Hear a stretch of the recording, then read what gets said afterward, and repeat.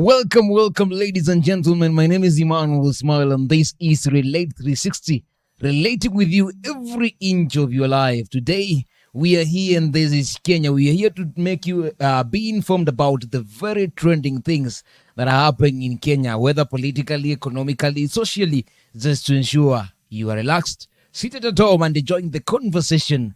Keep talking to us, keep chatting with us. Whether you're watching us from the north, south, east, and west of Kenya, karibu sana. Wewe ni mtu wa maana zaidi, hakuna mtu wa maana kukuliko wewe.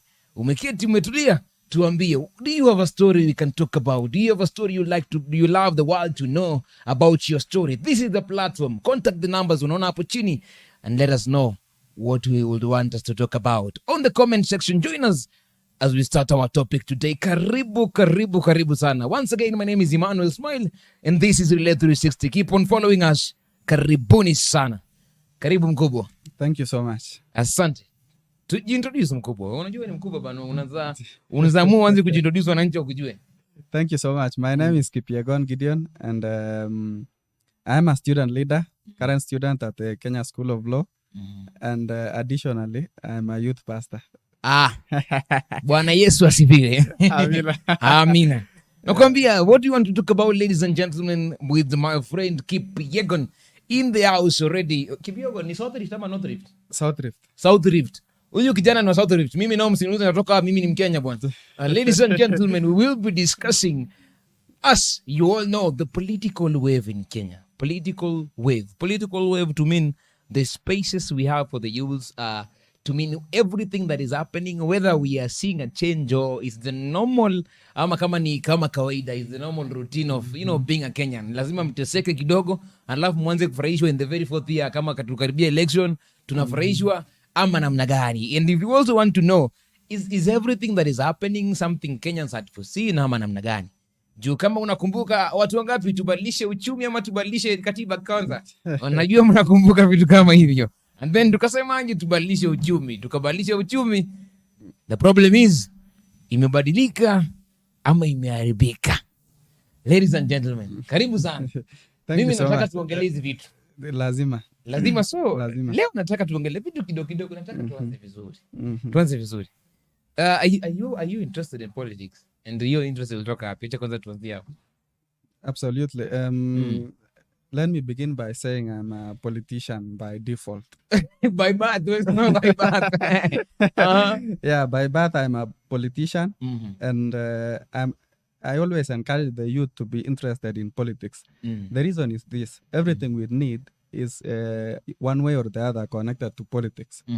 We always talk of good schools. We always talk of hospitals. We always talk of roads. We talk of water. All these things are affected directly by our politics. Yeah. That's why I'm interested with politics. I see. In all angles. Ndugu yangu, kama kuna binti nyumbani and they are saying they are not interested in politics, wachana huyo bwana. Huyo atapotea. Au wanatuangusha kama nchi. If you have a lady who does not know anything about the current state of the nation, achana na yeye. We are telling you today, ladies and gentlemen, karibuni sana. So you say you're interested in politics generally. I don't know. I don't want us to go fast. Nataka tuende pole. How would you rate the current state of the nation today politically? Are we doing well? Are we graduating? Are we improving? Ama tuko tu? I think as a nation we are just the way we always are. Umesema kuna development. Yeah, politically we are just the way we always are. Yeah. Like after every election we must continue politicking. Because that's the job some of our politicians are. Do, yeah. Like if you are not voted in, you must bring up a different discussion. Yeah, so that you continue being relevant.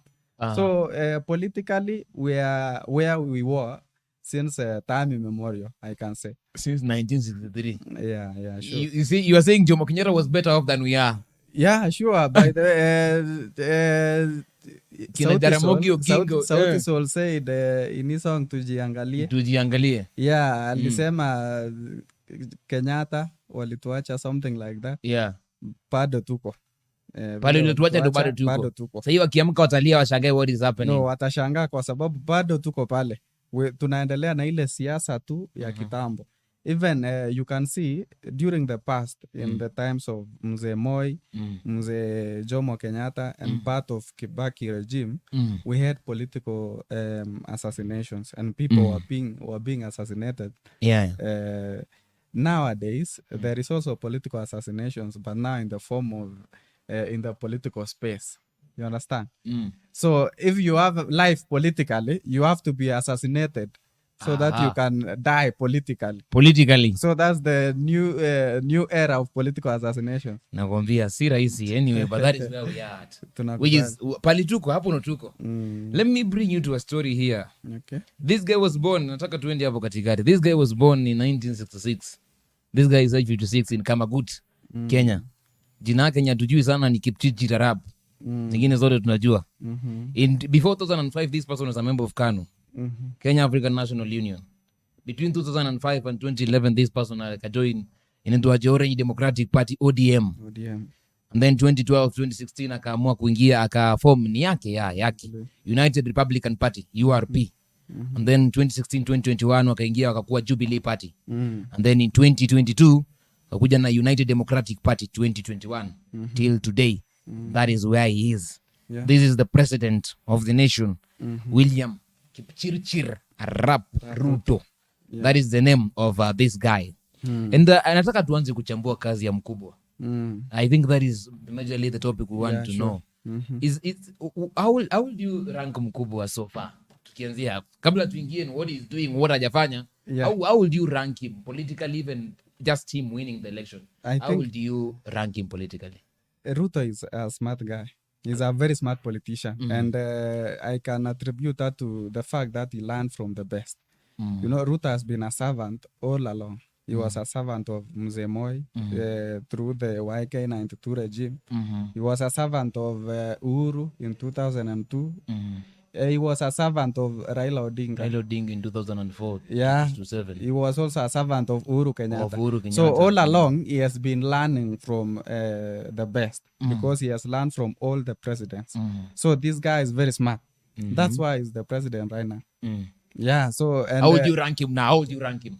Out of 10, how would you rank William Samoei? In a scale of 1 to 10, in a scale of 1 to 10, I'll give him 7.5. 7.5. Yeah, sure. Where is the 3.5 going to? Somebody, this person has been learning, and I think he's the first. Yeye ndo rais wa kwanza from the vice president to become the president. Haikuagi hivyo rais, unawanga kwanza unaanguka ndo unarudi. He's the first politician to vie once and win to vie the once and win. Hakuna, there hasn't been. I think he's the first one. Yeah, sure. And unasema unampea 7.5. 2.5 are the common mistakes politicians.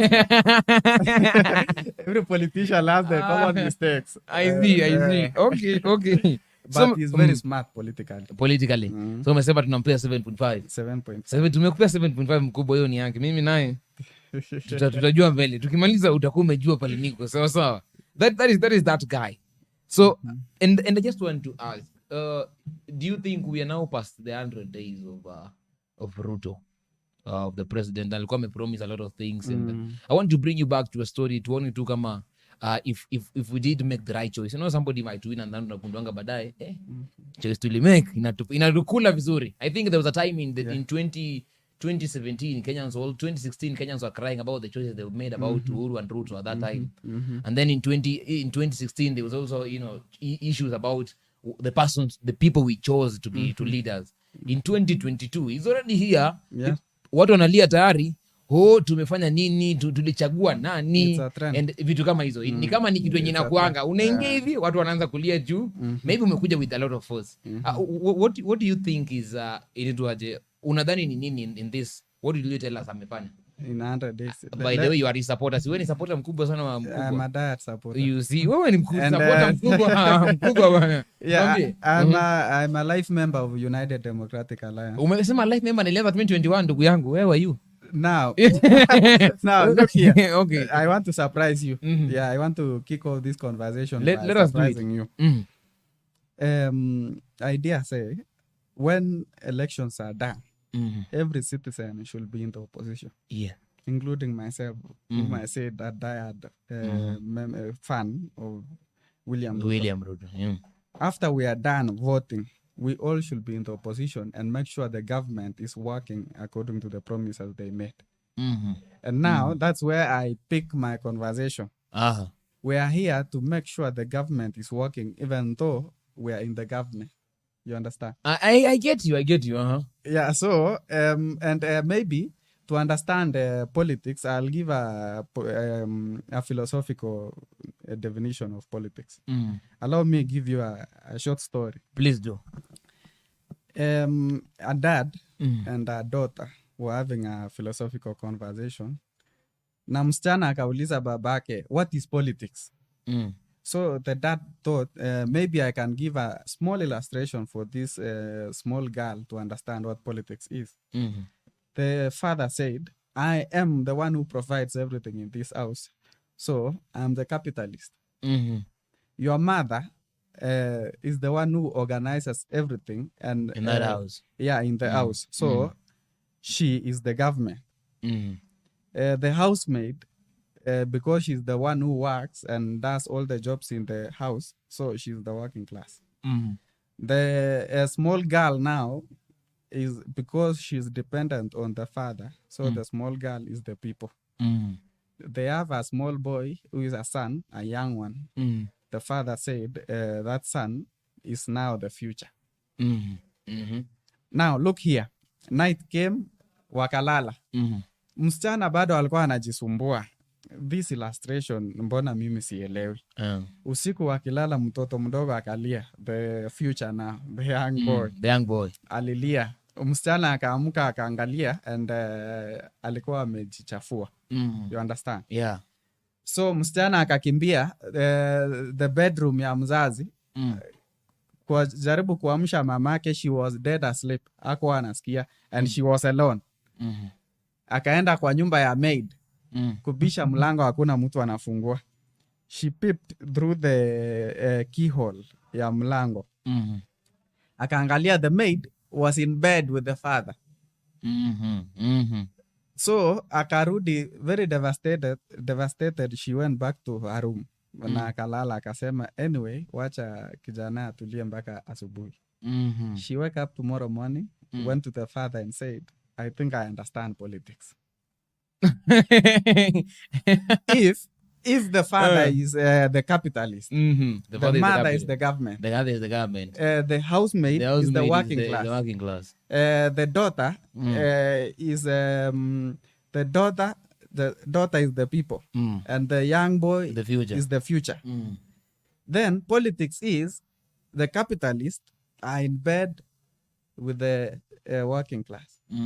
The government are asleep and they do not care. The people knows what is going on, but no one cares about them. They are raising concerns, but no one listens. The same way the girl was going and the mother is asleep. The wife, the housemaid is also asleep with the father. And the future is in deep shit. You understand? I understand. That's where we are kicking our conversation today. Nice one. That's a nice one. Yeah, so the capitalists, the billionaires we appointed into cabinet positions, and the other people soon will be in bed with the working class. The people hata wameanza kulia. Watalia. Bado ndo wameanza kulia and everyone is busy. No one cares. The government is asleep. The future is in deep shit. That is politics. And that's politics. That is politics. But do you think politics is really safe? Is it safe at this particular moment where we don't need politics, we need governance? Is it really safe? Politics is safe, but it should be limited. It should be limited. Yeah. But who controls how limited it should be? Because there is somebody who provokes everything at the end of the day. Absolutely. There is that one person who says, no, I am going to continue shouting. The more you respond, the more the politics continue. And that is what is happening in leo. Leo utasikia Raila amekuja, kesho akamkunji. Ako Kibera. Udli, sindio? Kesho anaingia, ametoka Nigeria. Last time anatoka South Africa. Akiingia, yeye amekuja because ako hapo ku raise concerns as the people, unaona? on behalf of the people. Alafu, the government, not the government, the president will come in and say, lazima tujibu huyu jamaa. Unaona? And then that is where politics goes in. Do you think it is safe for us to say, president pia anafanya kazi awache kuongea vitu? Yeah, I think the president, and this is where William Ruto is going wrong. That's the 2.5 I told you. Of the common errors. Yeah, that's the 2.5. William Ruto should not concentrate with this man. Raila Odinga is an attention seeker. And that is what he wants. He wants the president to begin sasa kumjibu. And I can tell you for free, the demonstrations that are going on, the ones he's organizing, the one will be there. The two that have already happened. The third one is happening tomorrow. Yes, it's happening tomorrow. It has nothing to do with 2022 general election. It has nothing to do with elections. Elections tulishamaliza. And if they are true to us, and by the way, let me tell you, so that you will understand the Azimio people are joking with us. We had an election, and we had a good number of Azimio guys being voted into the government. Raila Odinga is the only one mwenye hakupata kiti. I think, yeah. You understand? But tuko na watu, we have Azimio governors, we have senators, we have women reps, MPs, MCAs. Wako wengi sana. Wako. Now, they are saying the system was a bad one because it did not give us Raila Odinga as the president. You understand? Yeah. If we are true, because these guys are chewing from both sides of the mouth. If we are true to ourselves, then we must have an honest conversation and say, if you do not believe in the credibility of the system that made you a governor, begin by resigning. Begin by resigning and say, I want to have to be voted in by a credible system.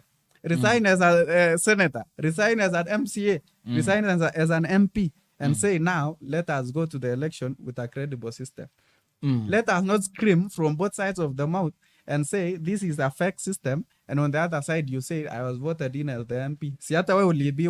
But just on the same point, Kenyan elections no longer too very wide. Unapatanga for today, it has happened in 2017, 2013, and far beyond that time. The only issue people mostly have in Awanga the presidential election is it the thing that determines kama now whether it was fair or not? Because most of the times I've seen when we do not have the president majority, we'll say majority of those who voted for them do not want, we say it was unfair. The people who are not who are of that person start saying it's unfair. Do you think that is what makes any election credible when the president you needed wins? The question should be, who is the one who said the election is unfair? It has been Raila Odinga. Yes. Look at all the elections that Raila Odinga is involved. Is the one who said the voting was rigged. You understand? Yeah. So it's not a matter of the presidential elections determines whether the election is fair or unfair.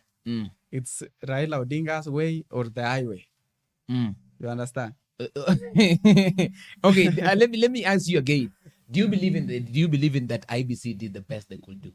I do. I think for the first time in ages, IBC did a good work. So when you're talking about this about IBC before we get back in the topic, do you to the story of the four Cherera commissioners? Yes. Do you think they were right? But if they did a good job, why do you think the four are coming out again? You know, a lie, it's very hard to prove a lie. It's very hard, yes. It's very hard. And that's why the Cherera 4 was struggling to prove to us that the elections were opaque. You saw they even came with 0.04 and they were equating to a very big sum of votes, which were not there. So I can tell you for sure, the Cherera 4 were just Azimio people trying to whistle blow before the whistle blow. They were trying to whistle blow before the actual whistle blower. Which is a nice picture you're bringing out. But let us come back to the topic. Is William Samoei Ruto, the president, really working? Tuongee ukweli.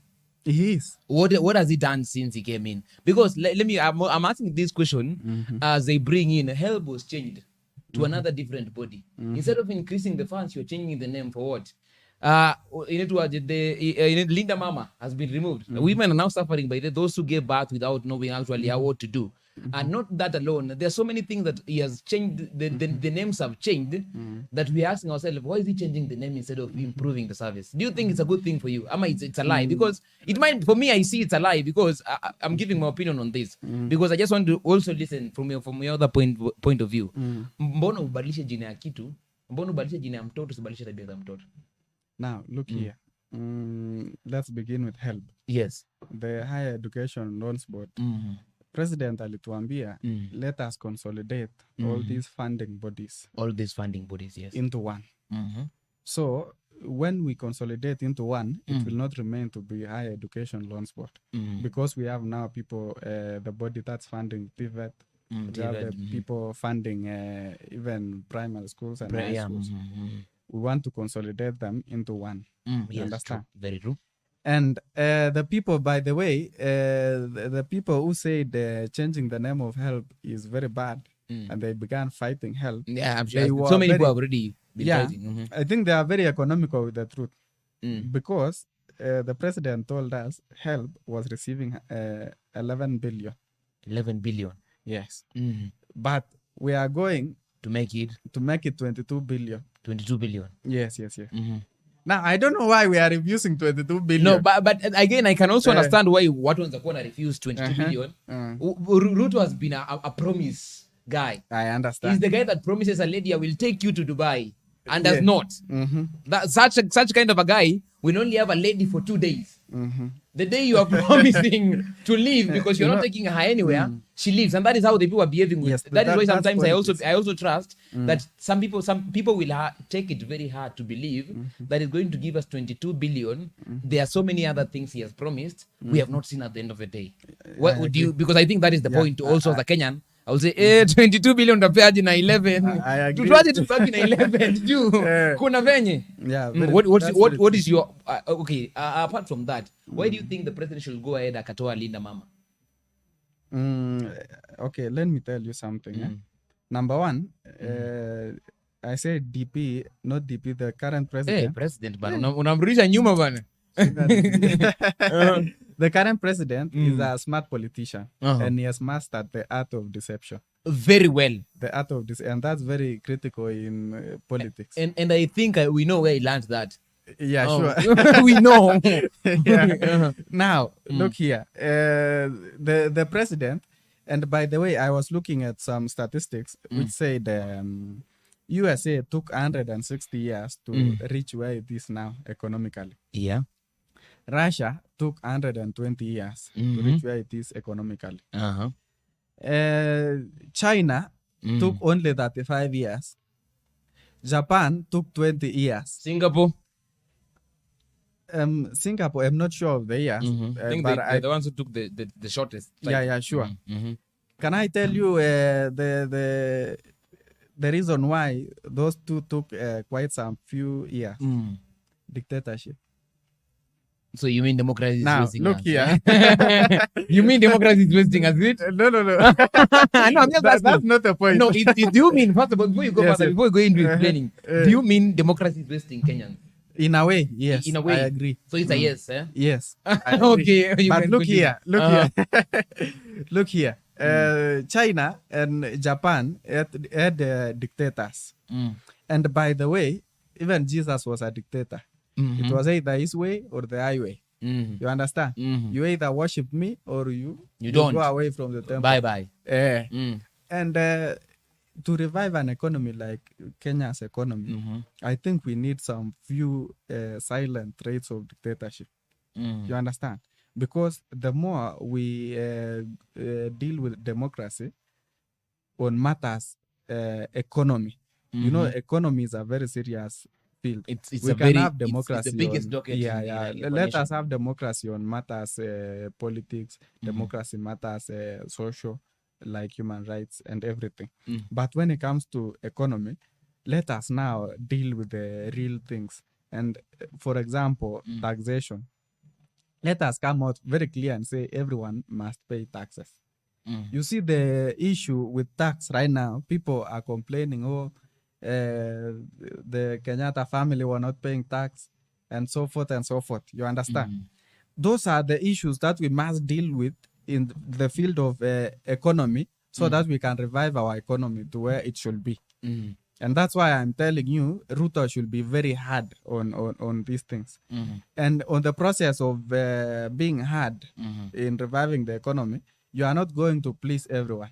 True. Of course, a lot of people will feel the pinch because we had people who are not paying tax. We had, even you see the government remove the subsidies. We had subsidies of unga, we had subsidies of fuel. But Ruto akasema tutoe hii subsidy hatuhitaji, because it was a platform yenye watu wanatumia kukula pesa. You understand? Let's take for example unga. We were told there is subsidy ya unga, lakini hatupati hiyo unga kwa supermarket yenye imekuwa subsidized. So watu walikuwa wanakula hiyo pesa, but sisi wananchi tunasema Ruto ametufinya, mbona utoe subsidy na ilikuwa inatusaidia? You understand? But at least anafaa to make these hard decisions for the good of the future. For as you say, the good of the future, President. I think there's so many famous quote I can quote for you today. Zenye President alikuja nayo, because if it is true that, let me say, Uhuru's family or any other the big families are not paying for their taxes, why just not go for them? Why make the common mama mboga, the common bodaboda man get the pinch ya kulipa maji, a higher bill than alikuwa nalipa, in the name of unatafuta uhuru. Unatafuta uhuru through mwananchi. You see, that is what Kenyans are getting hard, because yes, taxes should be paid. We agree. We have been paying our taxes. Why is it that now unataka increase electricity bills? Why do you want to increase our water bills? Why do you increase the fees we are paying now? Increase. Why do you want to make things hard for the common mwananchi whom you said you are here to defend? Do you think that is the right way to defend? If you are defending a common mwananchi, we have a long term goal, yes. Yeah, sure. But is it the best way right now to say wacha watu watiseki? The same way I told you, for the better good of our economy, we must feel the pinch. You understand? But I'm not saying we must increase the price of everything so that we can grow our economy. But that is what is happening leo. Kuna kitu like leo sahi ile chips. Sasa nikupea a very simple example. Ile chips ungenunua 50 bob mtaani, umeketi tu umechoka ukaona acha nikule viazi hapa kidogo, vibanzi alafu katulie 50 shillings. Kulikuwa na 30 20. Hizi mtatu. Right now the least you can get is 80 shillings. Unafikiria 80 chips? Hapana. Na ni kadogo ni kitu kadogo. Wewe unaangalia unasema what is really happening to the current state of the nation? Because let me because we're discussing if the government today has really worked. Another question nataka niulize before as we continue with this. Do you think Ruto chose the best cabinet to represent him and to work for him? To give you an example, Mochongo got in. The things that Matiang'i fought for, the things that the late Magoha fought for, everything is now being destroyed. Anatoa preps, anatoa nini. He's behaving like as the school principal. Now, you see, security has been an issue since the election. Why do you think it's happening? The person who was working in that docket was removed because the president feels, si wangu, unaona? Si wangu. Yes, this person is a Kenyan working for the Kenyans, unaona? I'll give you there's so many examples. Sports, unaona? Tourism. Those are very essential things. Zenye upei tu mtu hivi juu ni mtu wetu, unaona? At the end of the day, it shouldn't be so. But do you think, as you answer the question, do you think President William Ruto chose the best cabinet to work for him? On matters to do with cabinet, I'll give Ruto 50%. You're giving even a higher note. Maybe I should give him 20% just for putting names, because I think alichukua, as we were discussing this, he took people who supported him for friends for such a docket. Do you give your friend who did engineering to do you journalism because of your friend? Do you? You don't. No, of course not. Do you choose a cook? Do you choose a cook to come tell you how about IT because he's your friend? You don't. But why are we having a docket where watu wako tu hivi? Minister of Agriculture na kuanga huku tourism ako huku education anafanya tu vitu zake. Yeah, let me tell you, politics and usually the first term of every president, and I'm not in a way saying what Ruto is doing is good, but the first term of every president is heavy. Not even heavy. it's a matter of rewarding people who supported you. And that is what Ruto did. But kwani hakuna njia nyingine ya kureward useme rewarded umenisaidia ndio. Lakini hii doketa huwezi bwana, tuambiane ukweli. Hii doketa Amina, let me give you an example. Amina Mohamed, not Amina. I don't know if you know the lady who alikuwa Minister of Affairs, Internal Affairs. I don't know, namkumbuka si ndio? Alipewa kazi education for how many weeks? Hata ilikuwa wiki kweli?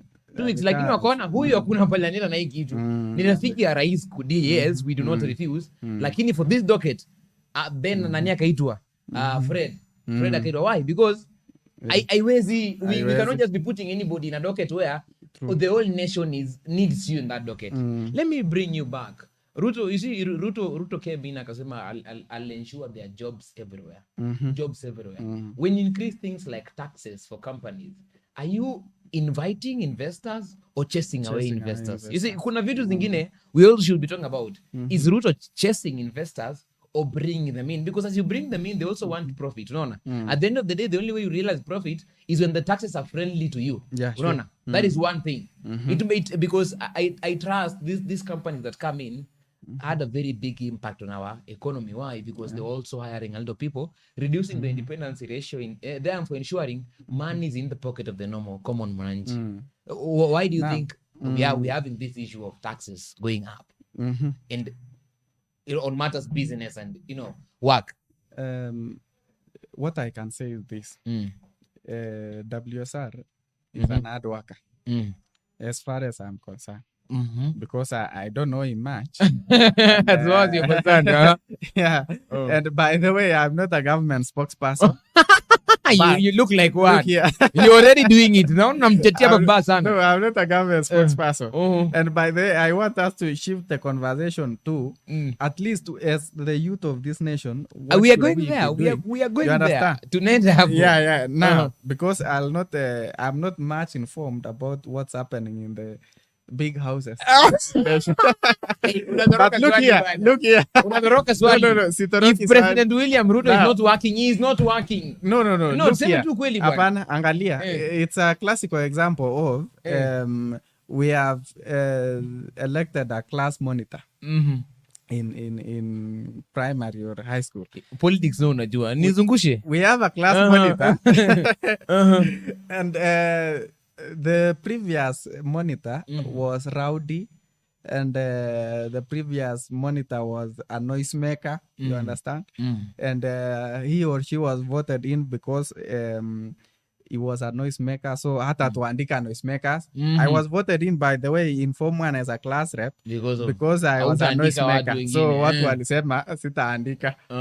Now look here. Our new monitor has been voted in, and he or she is trying in as much as possible to make sure the class is now organized. It will not take one prep.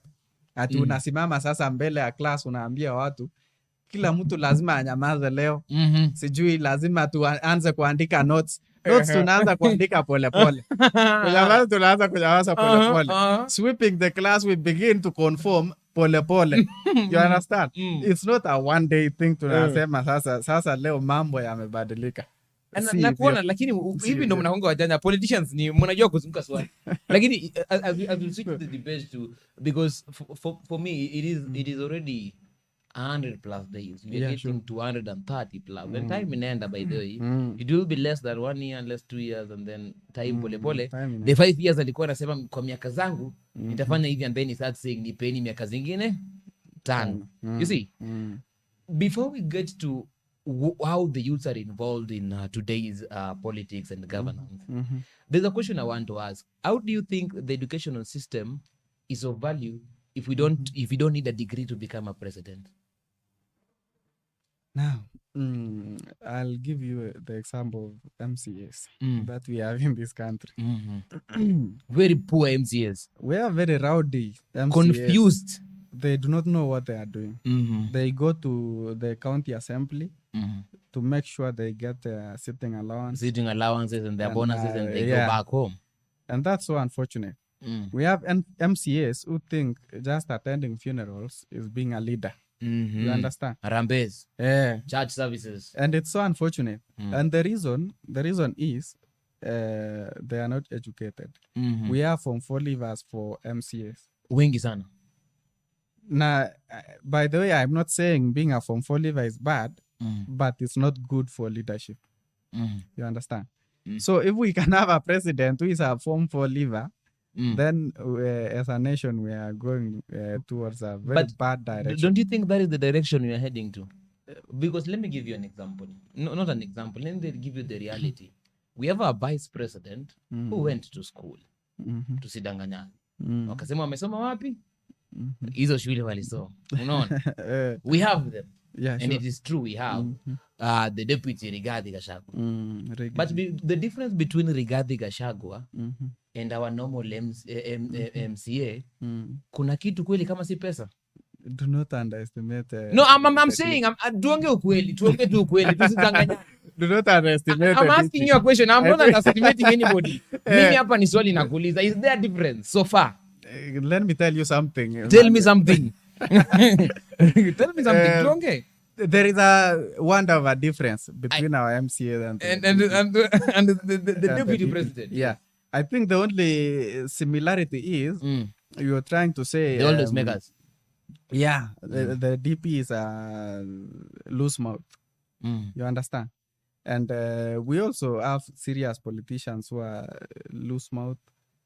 The likes of Moses Kuria, you know, Moses Kuria is now a cabinet secretary. We had Sonko, who has not seen any seats after that. And by the way, they became successful. But look here, Rigathi Gachagua, the current DP, do you think he's doing his role as a deputy president? He knows what he's doing. What is he doing? He knows what he's doing. What is he doing? You know, the function of deputy president. It is to? The function of a deputy deputize the president, yes? Yes. And by the way, political science 101 says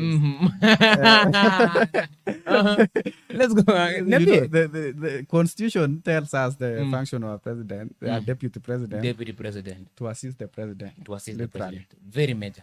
But look at this very clearly. According to political science, you'll understand the deputy president, his function is to defend the president. But I have no problem with same case too.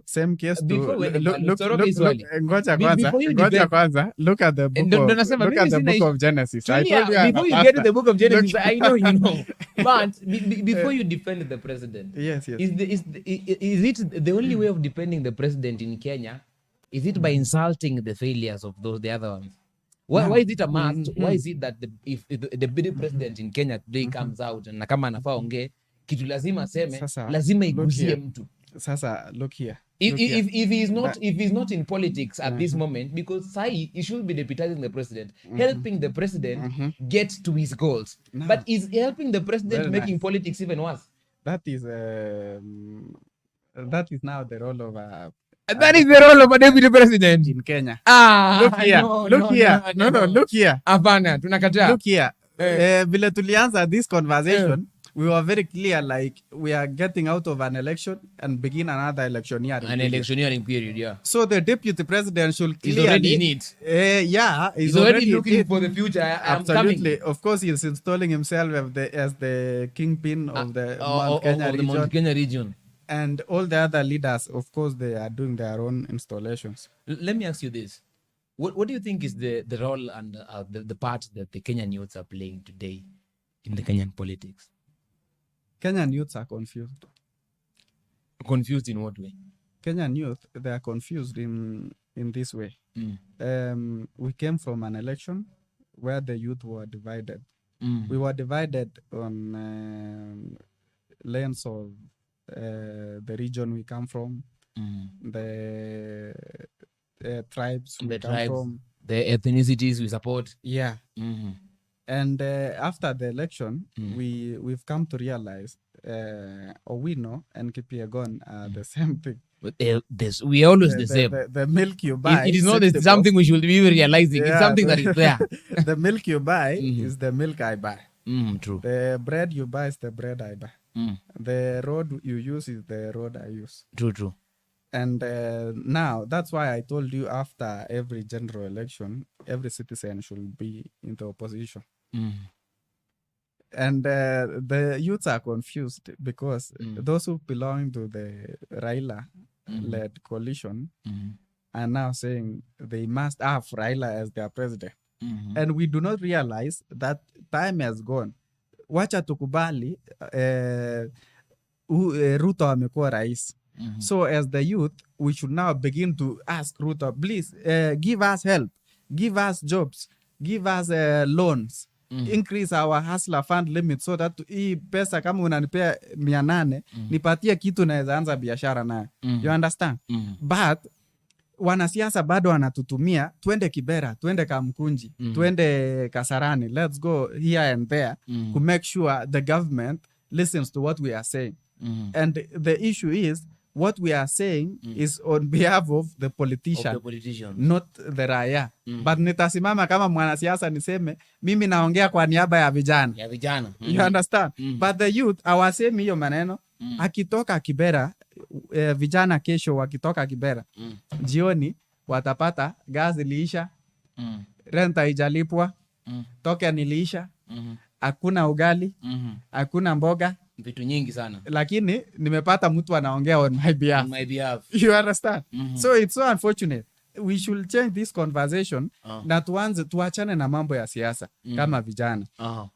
Vijana ambao ni watoto wa wanasiasa wanapewa kazi after election. Most of us wako sahi secretariat office of the first lady, first daughter unapata wako East Africa Legislative Assembly. Very true. Lakini the common raya bado wamerudi tu kuteseka. Uchumi bado inawafinya. Alafu ni hao tunawaambia tuende tufanye maandamano. Bring those sons and daughters of yours waende maandamano. And by the way, mbona hatuna hizi maandamano Karen, Runda, Lavington? Si tukue na hizi maandamano huko tuone kwanza hawa mababi washaanza kuandamana waseme yenyewe hapa tumeifeel. Mbona ni sisi tu tunaandamana na hatuna kitu? You understand? I understand. So at least we should change this conversation. Wacha sasa sisi kama vijana tuanze kusema siasa iliisha. Let us talk of the economy. Unatupea aje kazi? Unatupea aje pesa tuanze mambo na biashara?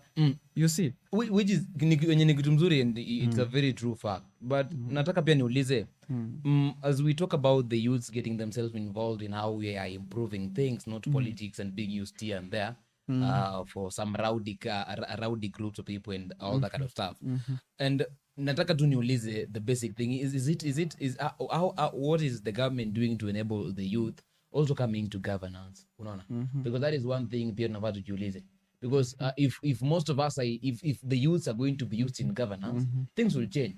We already be preparing them for tomorrow to know this is how you govern this docket, this is how you govern this docket. But what do you say our government has been doing, am I doing to ensure we also have these youths in this place of governance rather than kungoja time ya demonstration? Yeah, so I saw an advert from the county government of Kericho. And Kericho was giving an opportunity to graduates who have degree and diploma. Over 1,000 youths are going to be given jobs in the county. Kericho County Assembly. They are going to have jobs.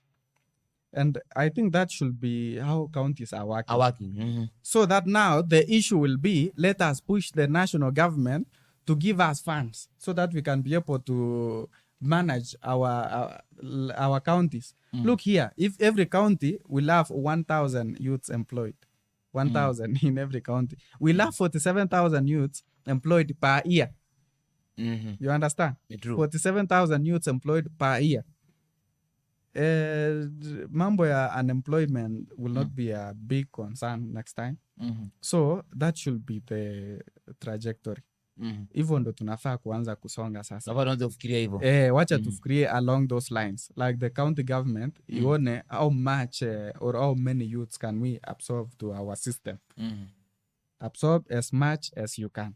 So that the national government itakuwa ina fund the county government. And the national government also ianze kuangalia how are we going to absorb our youths. Ndo tukitoka university, at least we know tuko na mahali pa kuanzia. Kwa sababu hawa vijana wanataka pahali pa kuanzia. I can tell you for free, youths in this country are very knowledgeable and they are very wise. wanataka tu ile push pali wataanzia ndo wasonge. Okay, and hiyo shida ni the only problem pia tunakuwa nayo again as you say, unaona there are very few counties doing that.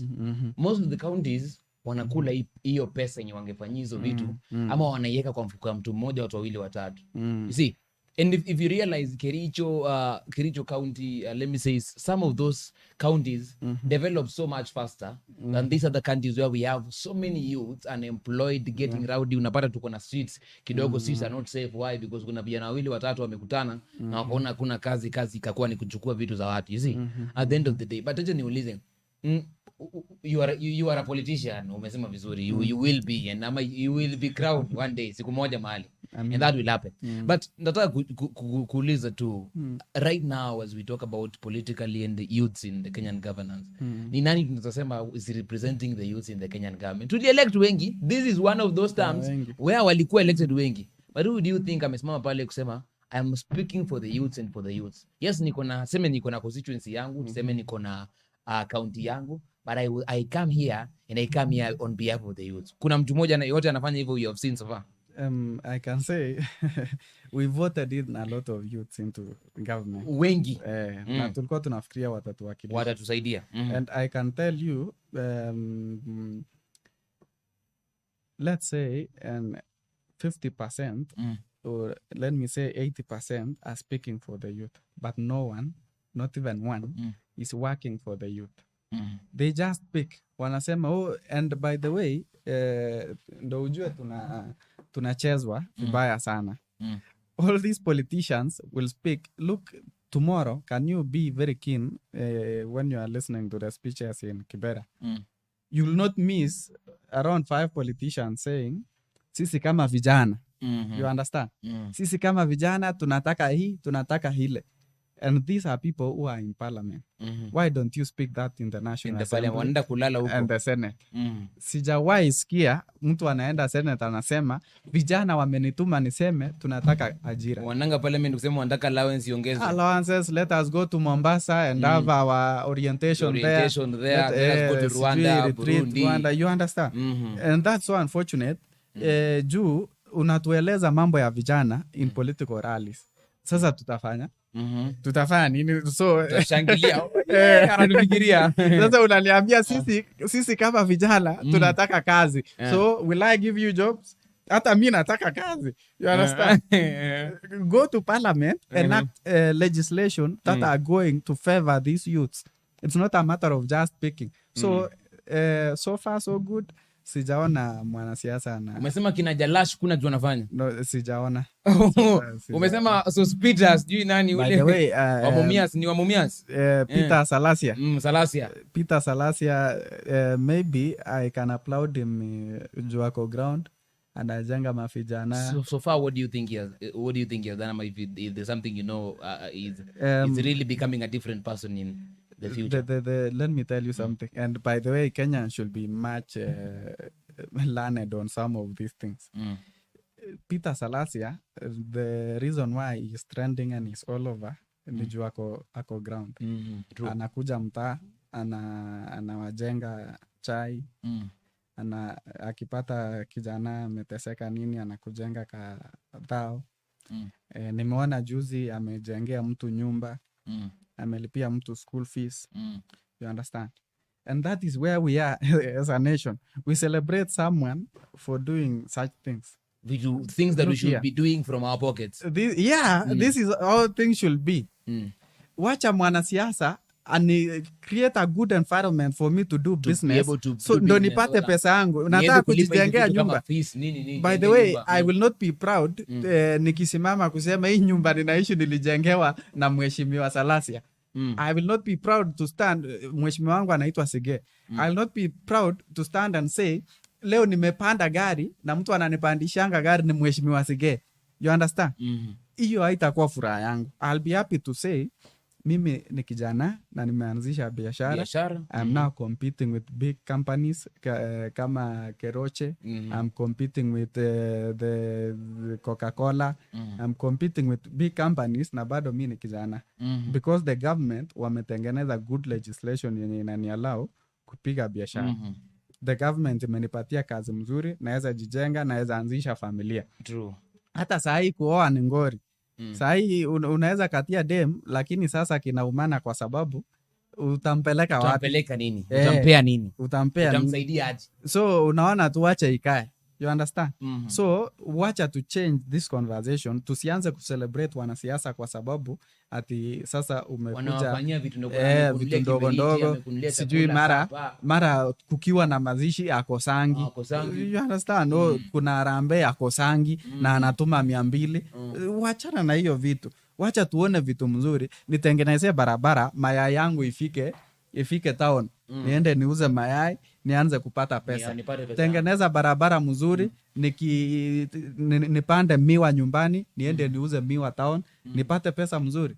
Leta maji ikuje mpaka our homestead. Nikitaka kufanya anything ninaweza nyunyizia mboga maji kidogo. Alafu inakuwa mzuri, naenda kuuza, napata do. Those are the things now we should be talking about. But tuseme for example sina mboga na niko na shamba, mwanasiasa anakuja ananipea mboga, it doesn't make sense. You understand? We tengeneza barabara vizuri, niletee maji vizuri, nipande vitu zangu. Bwana Yesu asifiwe wadau. I trust wherever you're listening, you're getting the flow of the conversation. As the president picked up on the promises he kept, he had promised Kenyans to deliver in 100 days, to deliver in 2 years, to deliver in 5 years of his term. Has he done that? And as we speak about that, we also speak about what is the space and the opportunity that we are having as a nation for the Kenyan youth to ensure they are involved in matters, politics, in matters, governance, in matters, the growth of the nation. And as we speak about the same things, we are talking about what are the common trends we have in our Kenyan politics. Do we come out of election and start preparing for the next one? Do you become a deputy president and start campaigning for yourself for the next one? Or what happens? So that is what we're speaking about. We also speak about how do we what do we appreciate of our governance? Do we appreciate them for bringing food on the table for one day, or do we appreciate them for enabling us have that food on the table? There's a difference at the end of the day. Naweza kupea chakula leo barabarani, but tomorrow I'm not able to. So ladies and gentlemen, as we discuss this, what do you think is the next way? My name is Emmanuel Smile, but before we go that, let us tusikie mambo ya Kipyego na hapo. Kipyego, tell us what in 2027 maybe nataka tu prepare watu bwana. 2027 utasimama kwa MC ama MP? Vitu ni mbili. Vitu ni mbili. Okay. MC ama MP. Lakini ukiamua kuwa president hatuna shida. Look here. I said I have a serious interest in politics.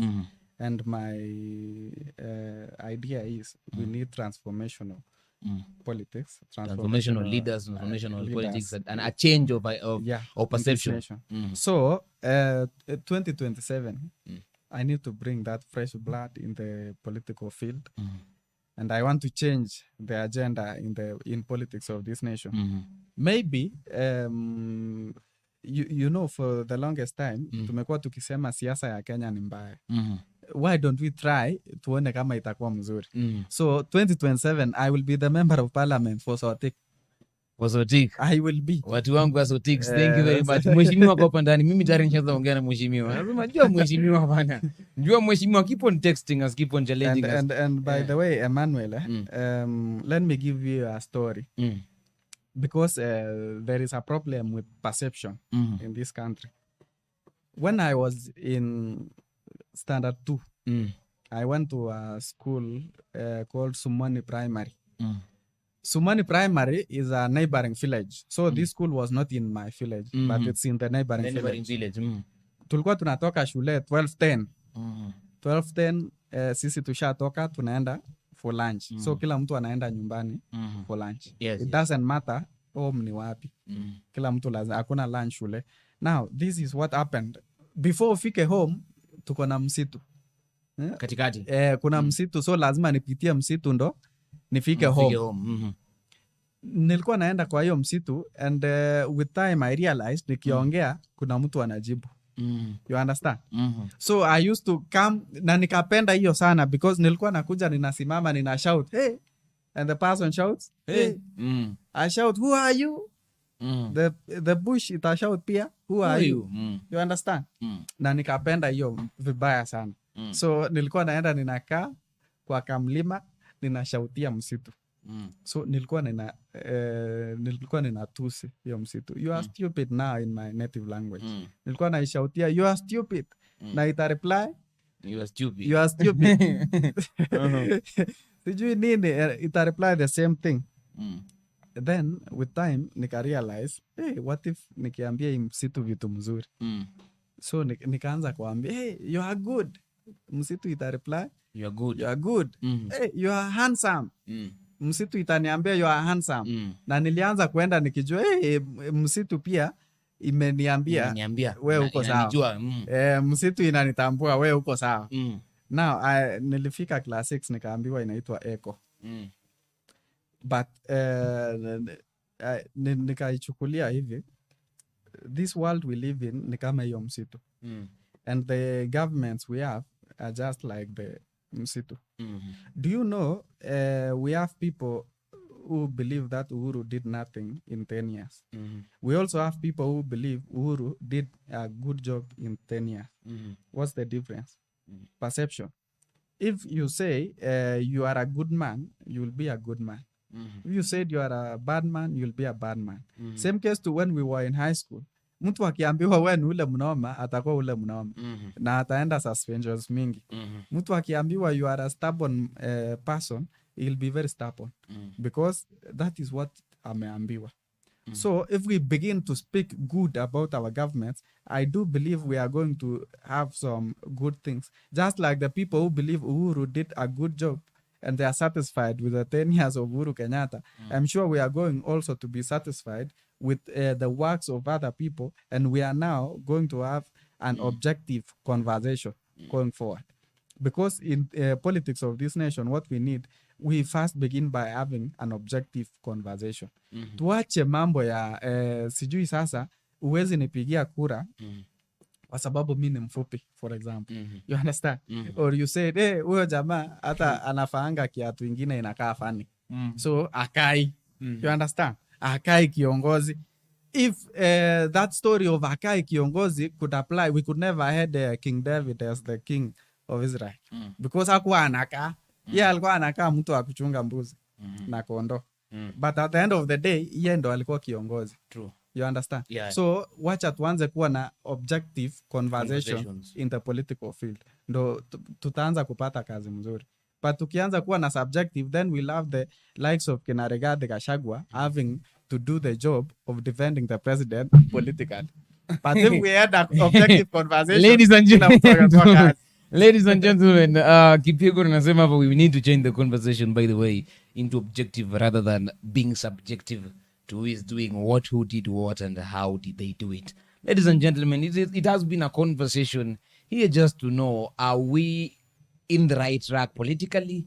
Are we in the right game on matters governance? That is how it is here right today. And I trust you will be commenting and telling us, what do you think of the topic? Did we say something wrong? If we did say something wrong, poleni sana. Lakini if we did say something right, what do you think is the best way for us to ensure that moving forward, we are changing the theme of our politics and the theme of our governance? Si ati mimi ni Mjaluo wezi nipigia kura because sisi tunakuanga hivi. Huyo si mimi. Si ati mimi juu ni Mkikuyu au niamini kwa sababu babu yako alikuambia. Are those some things we can change as a nation to ensure that if we are talking, we are talking from a central point of view. We are talking of Governor Sakaja, who is representing everybody in Nairobi as Sakaja, not as a Luhya. We are talking to Sifuna as the Senator of Nairobi, not as a Luhya, but we are talking globally to see what have they done for Nairobi? How have they served the people? We are not talking, we should not be looking at Uhuru, the former president, as a leader from Mount Kenya, but he was a Kenyan leader. He led us for those 10 years. We should be talking of this is what he did for the countries, not this is what he did for the Kikuyus. While actually all of us have benefited, if not benefited, all of us have been pinched by whatever he did. Ladies and gentlemen, before we close out, Zapata Kipyego wapi? Tell us the social media platform. Unaweza nipata Facebook kama wakili Kipyegon Gideon. And Twitter unaweza nipata at Kipyegon SG. Kipyegon, then there is an S na a G. That's where you can Kipyegon get me in social media. SG on Twitter. Tafuteni huyu jamaa bana. Watu wa Sotik, mimi naambia ukweli. Kama mnangoja ngojeni sana, lakini it is coming and it is coming really really good. Huyu bwana mchungaji. But before we close, hata unanikumbusha kitu. Do you know somebody, mtu aliniuliza leo. Okay. Tulikuwa na mtu kwa gari, alikuwa anaongea vitu nyingi. I think alikuwa anataka tukufungua roho aseme vitu zinamhusu. Akasema unajua penye sasa ni ngumu kuevangelize. It's true. Ni ngumu kuevangelize kwa sababu politically tulitumia jina la Yesu. Yeah, sure. Tukatumia kanisa kuambia mtu ende kanisani imekuwa ngumu because ako like mtu wenyu wa kanisa anatutesa. Unaniambia nende kanisani. Do you think that is the same way you will also do your politics in the near future? Useme mimi ni Mkristo na Yesu alifanya hivi na mimi pia nakuja kuwasaidia kama Yesu alikuja kwa watu wa chini. Let me say this politics ilitumika sana, jina la Yesu ilitumika sana in politics of 2022. And that had a big impact kwa hata kwa wazazi. Hadi ilipush Raila aende church for the first time. Raila and Martha Karua. But look here, we are not going to blame only politicians for datifying the Christian whatever. Tuko na mapasta pia wenye wanachafua hii neno. Unapata mtu anasema anabadilisha maji ikuwe chai. In fact, I don't know, we should petition the missionaries who went to Bungoma, by the way. Because there is a problem. We have Yesu wa Bungoma. Kuna Yesu wa Bungoma, tulikuwa na Jehova Wanyonyi. Tulikuwa na mwingine pia sijui alikuwa anaitwa. Wamekuwa wengi sana. Wamekuwa wengi huko. Look, it's not only politicians ndo wanadatify jina la Yesu. I'm not saying politicians are not datifying and it's a bad thing. Personally, I'm a saved Christian. Mi nimeokoka. Na siwezi penda kucheza na neno la Mungu. The politicians we have, most of them walikuwa wanatumia tu neno la Mungu juu they know 85% of Kenyans are Christian. So when I say I'm a Christian, Bwana Yesu asifiwe, people watashout amina. Wanajua wewe ni mtu wao. Because mtu akikuja saa hii akwambia mimi something else apart from Christianity in a place, let's say for example Bomet, Kericho, those Christian counties wenye wako 100% Christian, hakuna Muislamu, hakuna ni hautapigiwa kura. Yeah.